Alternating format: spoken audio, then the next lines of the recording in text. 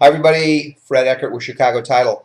A lot of people ask me about tax sales, buying tax defaulted property because people have defaulted on their taxes. So I'm going to give you a little primer on this. This is going to apply primarily to Southern California. However, what I'm going to say will apply probably throughout most of the country, but you need to check your own county, check with your county tax assessor, recorder, clerk, or tax collector, and go on the web, take a look at it there. But I will say this is the biggest key for all of this is caveat emptor, let the buyer beware.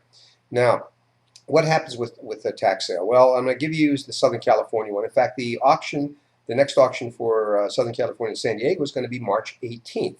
And you want to check your own to make sure that you know what the dates and so forth are. Plenty of information is available at the San Diego site, which is sdtreas, T-R-E-A-S, tax.com. You take a look at it and you find the information, the property list, and so forth. So what happens in one of these? Well, in California, a borrower has until 5 p.m. on the last working day prior to the sale to redeem the property. And what they have to do is, if they're going to try to redeem it, they have to pay the back taxes, and they also have to pay the cost of the sale.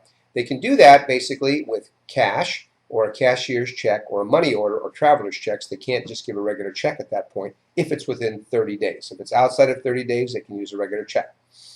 Now, what does that mean to you? Could you go down and bid in these properties? Yes, but I'm going to go back to the idea of caveat emptor. Take a careful look, whatever state you're in, whatever county you're in, take a look at the property. Here's where a title company like ours can help. We can give you a plat map. We can give you comps. We can give you the current vesting deed. We can look for any recorded easements. That's probably about the limit. We can look for if there's any other taxes that might be owing, such as Melrose. Now, here's the key. Easements are important because there might be easements that prohibit you from using the property. The property may be dedicated to some other purpose, like for a street or road widening or something. You want to make sure of that. You're going to want to make sure that there's not other taxing agencies who have agreed maybe to the sale but are not agreeing to take a loss on theirs. So you want to make sure that you know if there's other taxes owing. Melrose comes to, for example, in California we have Melrose.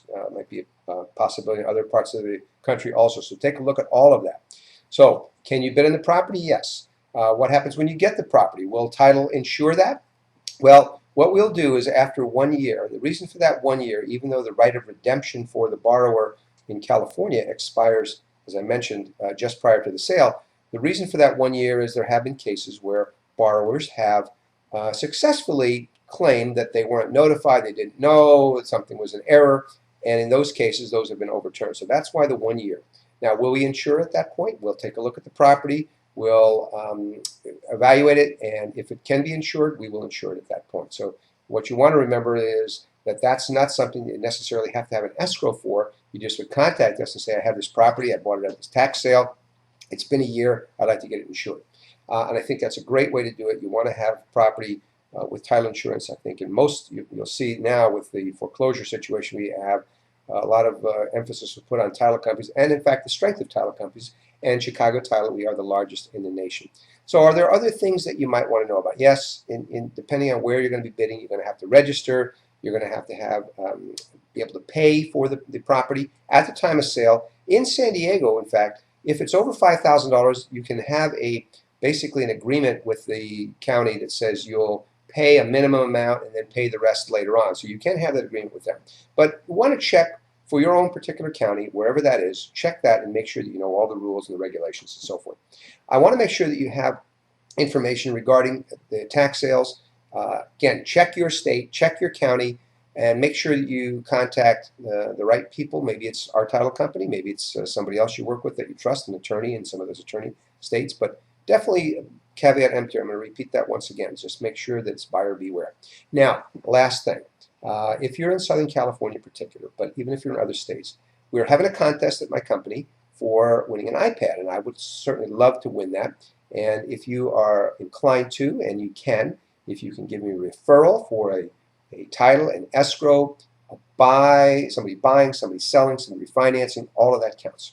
So I will have my contact information on this video. Please contact me if you have questions about what I've stated in this video, but also if you have questions about the contest. And I look forward to talking to you soon. Make it a great day, and just be careful when you're buying at tax sales. The same with you're buying at trustee sales. I do have a video on buying at trustee sales also, because again, we will insure those transactions at some point.